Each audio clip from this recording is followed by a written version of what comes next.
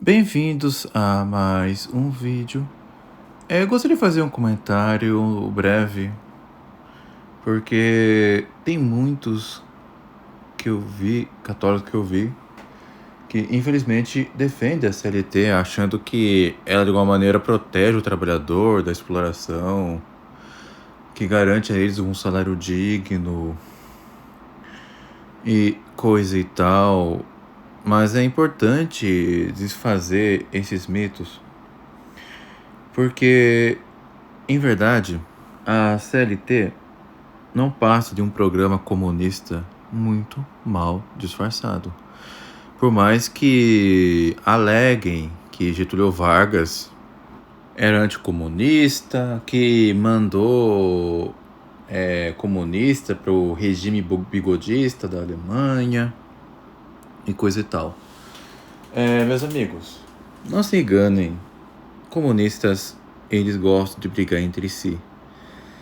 Tá? Caso contrário, essa figura aí da esquerda da tela não teria sido morta por Stalin, né? Vítima de um golpe de picareta. Por que eu digo que a SLT é um programa comunista?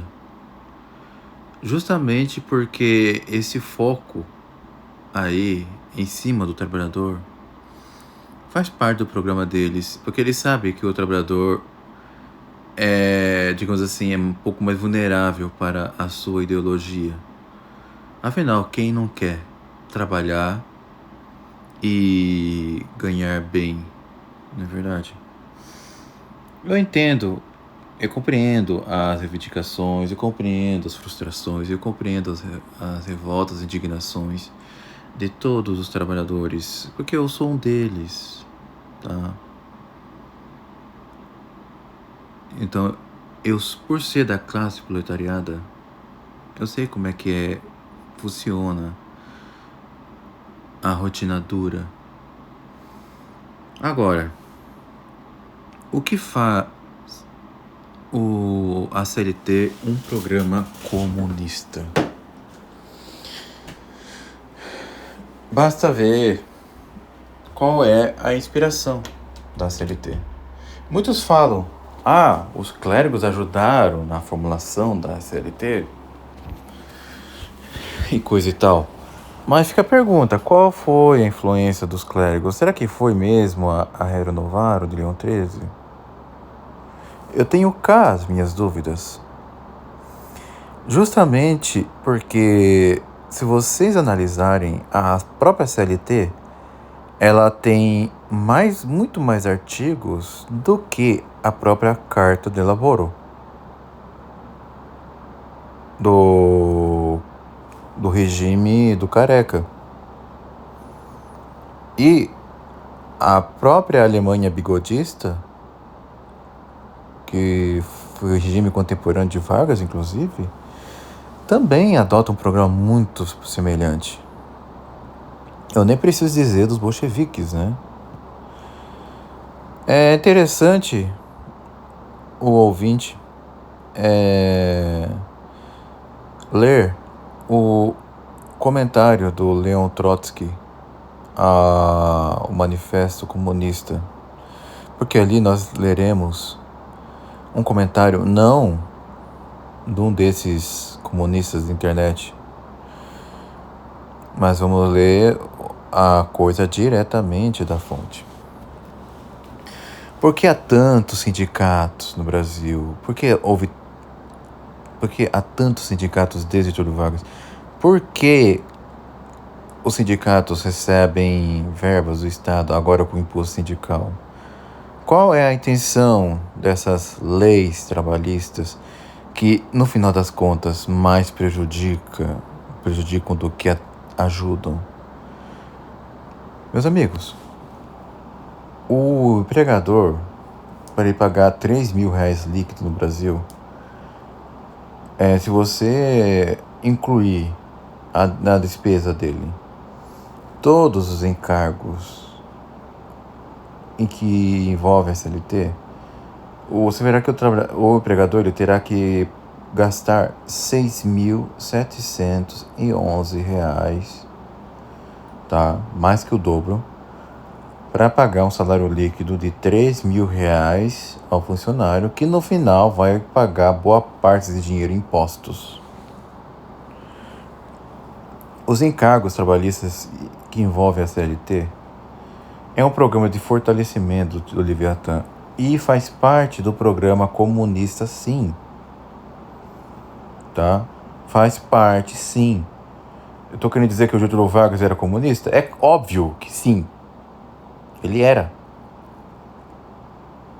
Ele era um comunista maquiavélico, tá? Que buscou, secundum quid, favorecer a igreja em alguns pontos aí, somente para ganhar popularidade e se perpetuar no poder. Tanto é que ele é o governante brasileiro que mais governou depois de Dom Pedro II. É isso que eles buscam, tá?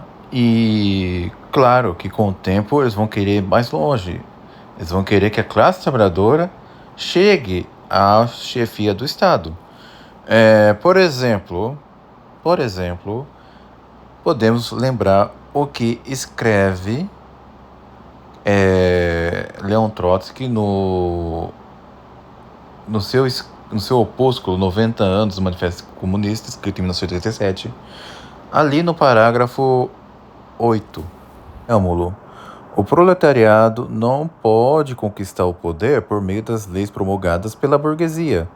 Os comunistas proclamam abertamente que seus fins só podem ser atingidos pela derrubada violenta da ordem social existente. O reformismo tentou explicar esta tese do manifesto pela imaturidade do movimento operário da época e pelo insuficiente desenvolvimento da democracia. A sorte das democracias, entre aspas, italiana e alemã, e de muitas outras, demonstrou que se alguma coisa não estava madura, eram as próprias ideias reformistas. Como vocês podem ver, eles defendem uma nova ordem em nome do bem-estar do trabalhador, é o que dizem. Com efeito, qual a conclusão que nós chegamos disso? Eles querem mudar a ordem por meio dessas leis que, ao se colocar enfoque no trabalhador, eles buscam então colocar algum trabalhador no governo e depois disso alcançar a Revolução Comunista, principalmente pelo meio do sindicatos, né? Aqui estamos falando de sindicalismo já, né? É que um sindicato deve se organizar em prol de uma revolução política. Coisa que já aconteceu desde 2002, né? Quando o Lula foi eleito. E em 2003 ele assumiu o governo. Ele que era um torneiro mecânico vagabundo, né? Eu trabalhei mais do que ele, inclusive, ao longo da vida. Mas depois ele supostamente perdeu um dedinho ali e virou um vagabundo, né? Diga-se de passagem. Há um outro trecho a se considerar aqui. A tendência do capitalismo em rebaixar o nível de vida dos operários a torná-los cada vez mais pobres, essa tese foi violentamente atacada. Os padres, os professores, os ministros, os jornalistas, os teóricos sociais democratas e os dirigentes sindicais levantaram-se contra a assim chamada teoria do empobrecimento. Invariavelmente enumerava os sinais do bem-estar crescente dos trabalhadores, tomando a aristocracia operária por todo o proletariado, ou tomando uma tendência temporária por uma situação perdurável. Paralelamente, a própria evolução do mais poderoso capitalismo ou dos Estados Unidos transformou transformou milhões de operários em párias, sustentados às custas da caridade estatal ou privada. Como se a caridade privada fosse algo mal, né? Diga-se de passagem. Detalhe que o próprio, assim chamado capitalismo americano, melhorou consideravelmente a vida das pessoas, tá?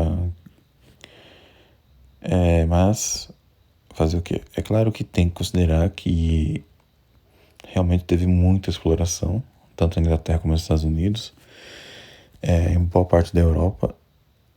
No entanto, negar que também aumentou muito a riqueza de muita gente é negar a realidade. O que essa gente quer mesmo é um projeto de poder. É bom lembrar, esse escrito foi publicado em 1937 para lembrar os 90 anos da publicação do Manifesto Comunista. Então, a Revolução Russa já tinha acontecido. Apesar de que o Trotsky estava já no México nesta época, em Coyoacán.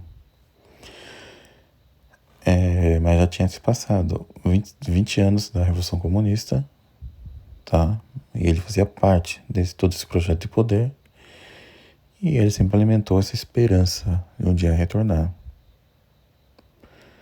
Imagino que ele consideraria, assim, um avanço, tá, no Brasil se ele visse a consolidação das leis trabalhistas, né?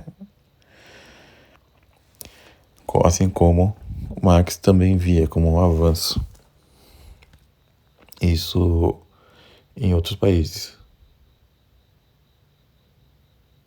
Ademais, é basicamente isso que os comunistas buscam. Então, meus amigos, não se enganem, tá? O Getúlio Vargas não fazia exatamente parte de uma classe burguesa. Ele não era dono de meio de produções, fora que ele estatizou um monte de coisa aí e criou estatais também, como a Petrobras, e ficou naquele slogan ridículo, né? O petróleo é nosso e essas lorotas aí. Claro, quando quer dizer que o petróleo é nosso, não quer dizer que o petróleo é do povo, né? Até e sim do Estado. Tá? Se alguém encontrar petróleo debaixo da sua casa, esse petróleo pertencerá ao Estado e não a ela. Então, meus amigos, a CLT não é mais do que um programa comunista, um programa para fazer com que o Brasil se torne socialista, e como realmente foi desde da criação da CLT até os dias de hoje.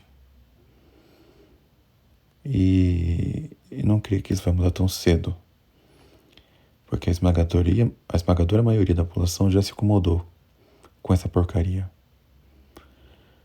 com essa coisa que não serve mais do que empobrecer a população. E, claro, aumentou o poder do Estado, fazendo arrecadar cada vez mais e mais.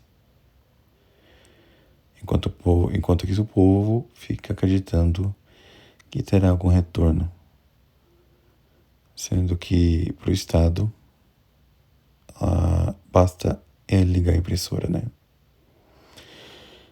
Em suma, é isso. Fique com Deus e até o próximo vídeo.